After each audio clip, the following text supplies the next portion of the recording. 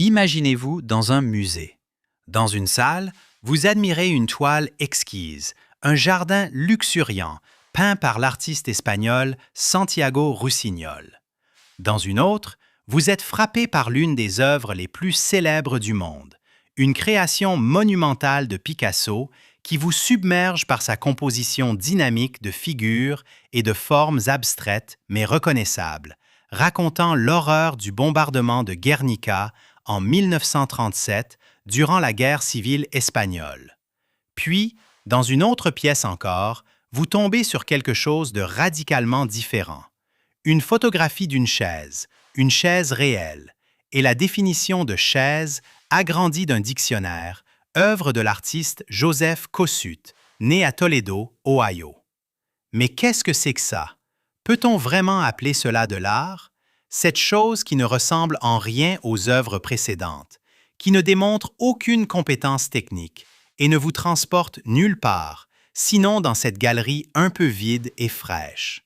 Comment cela peut-il être de l'art et qu'est-ce que je suis censé en faire? Bienvenue sur Écho du temps et préparez-vous à remettre en question tout ce que vous pensiez savoir sur la création artistique.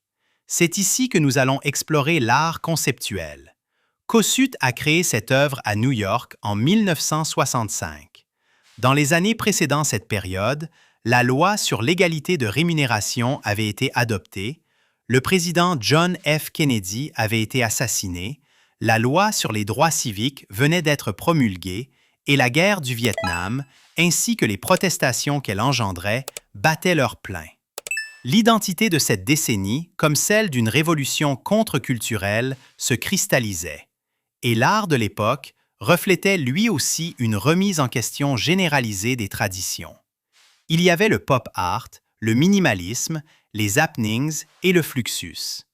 Les peintures, lorsqu'elles existaient, sortaient des murs et envahissaient votre espace. Et il y avait aussi cette chose que Kosuth faisait, qui allait être appelée l'art conceptuel. En 1967, l'artiste Sol LeWitt l'expliqua ainsi. Dans l'art conceptuel, l'idée ou le concept est l'aspect le plus important de l'œuvre. Cela signifie que toute la planification et les décisions sont prises à l'avance et que l'exécution est une affaire secondaire. L'idée devient la machine qui fait l'art. Pour LeWitt, cela signifiait souvent créer des instructions et des diagrammes spécifiques pour des dessins muraux à grande échelle qui pouvaient être réalisés par d'autres. Même après la mort de LeWitt, un ou plusieurs dessinateurs peuvent réaliser l'œuvre, tant que les instructions et le certificat d'authenticité sont disponibles. Les œuvres qui en résultent peuvent être magnifiques, mais ce n'est pas la touche individuelle de l'artiste qui les rend ainsi. C'est l'idée soutenue par une exécution appropriée. Parfois, les personnes étaient elles-mêmes les machines qui faisaient l'art. Par exemple, pour une œuvre de 1969, Vito Acconci se mit au défi de suivre des passants choisis au hasard jusqu'à ce qu'ils entrent dans un espace privé. Il en dit « Je ne suis presque plus un je. Je me suis mis au service de ce système. » Et parfois, ce sont réellement des machines qui faisaient l'art. Le Xerox Book d'Ian Byrne a vu le jour lorsqu'il a photocopié une feuille de papier blanc vierge, puis a copié cette copie, et ainsi de suite, 100 fois, avec de plus en plus de bruits visuels apparaissant au fur et à mesure. La documentation est souvent la manière dont nous appréhendons l'art conceptuel. Et c'est acceptable, car la présence physique est secondaire par rapport à l'idée qui l'a fait naître. Vous n'aviez pas besoin d'être là pour voir Eleanor Antin défiler avec 50 paires de bottes en caoutchouc lors d'un voyage à travers la Californie et New York. Elle en a pris des photos, en a fait des cartes postales et les a envoyées à des centaines d'artistes, de musées, de bibliothèques et d'amis. Et lorsque vous voyez l'une de ces cartes postales ou en entendez parler dans une vidéo YouTube, votre compréhension n'est pas vraiment déformée ou diminuée. La critique d'art et curatrice Lucy Lippard a décrit ce qui se passait à l'époque comme une dématérialisation.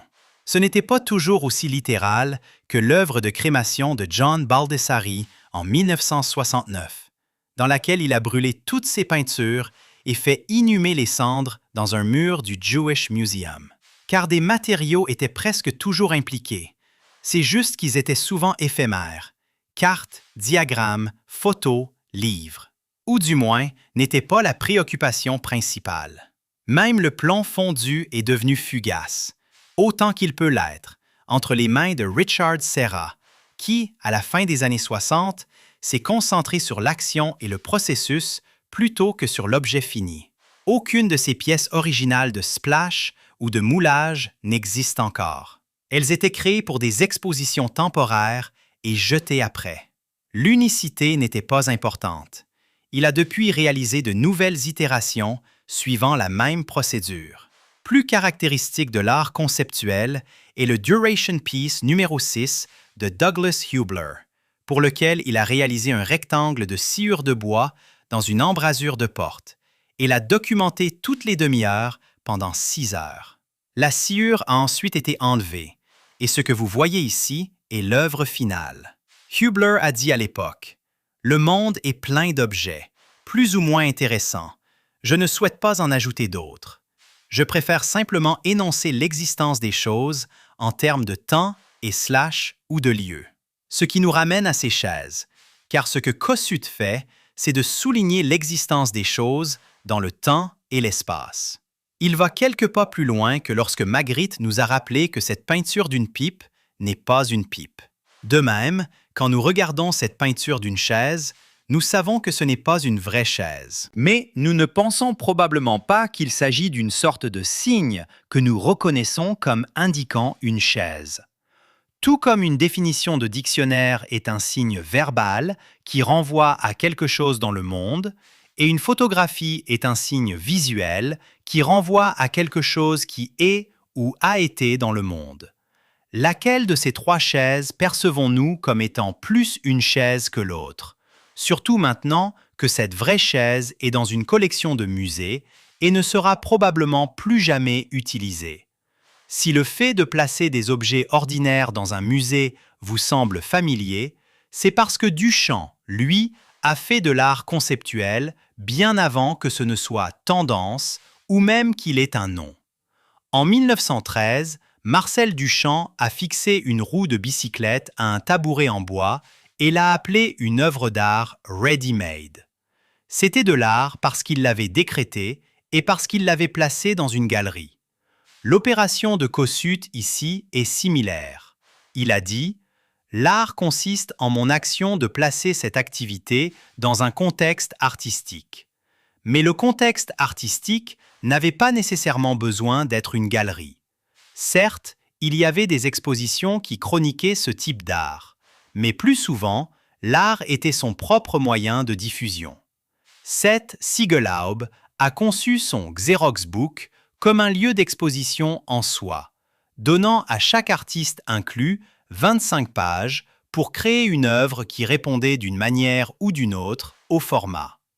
On Kawara créait de l'art en documentant sa vie quotidienne et en envoyant des nouvelles sur des cartes postales à ses amis, connaissances et collectionneurs d'art. Éléanore Antin se photographiait nue chaque matin pour documenter sa perte de poids de 4,5 kg sur une période de 37 jours. Et Mary Kelly a enregistré l'activité de s'occuper de son jeune fils, a réfléchi à la maternité et à ses conversations avec lui, et lui a finalement permis de gribouiller sur sa documentation. Comme l'a écrit Lippard en 1973, une grande partie de l'art est maintenant transportée par l'artiste, ou dans l'artiste lui-même. L'art conceptuel était une manière de contourner les structures de pouvoir du monde de l'art, qui, comme il se trouve, était rempli de lui-même et de préoccupations mercantiles.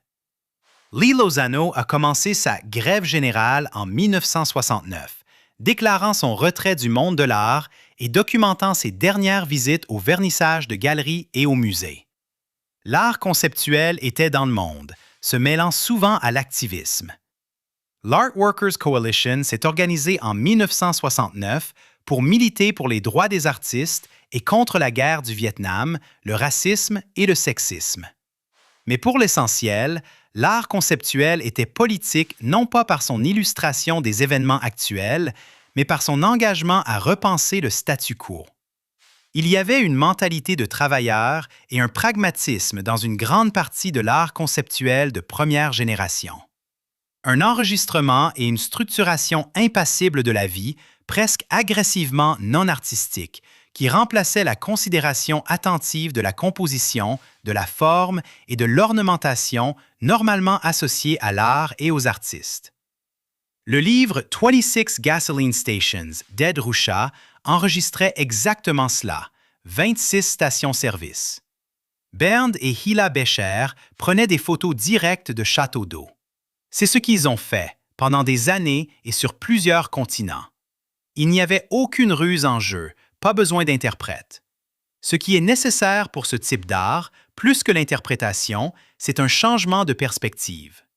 L'ouverture d'une porte qui permet à une idée de Douglas Hubler d'être de l'art.